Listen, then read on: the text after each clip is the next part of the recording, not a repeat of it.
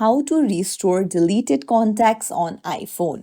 Hey everyone, welcome back to the channel. If you are new here, don't forget to hit the subscribe button and turn on the notification bell to not miss any updates.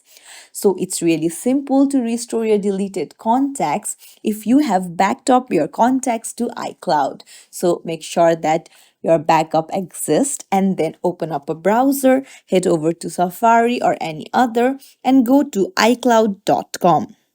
Now, there you'll need to log in with your Apple ID and then scroll down and then go to data recovery. Now scroll down and there you'll see restore contacts option. So you can restore your contacts from here. So just tap on restore and it will be restored. If you found this tutorial helpful, don't forget to like and subscribe to our channel for more tips and tricks. Thank you for watching.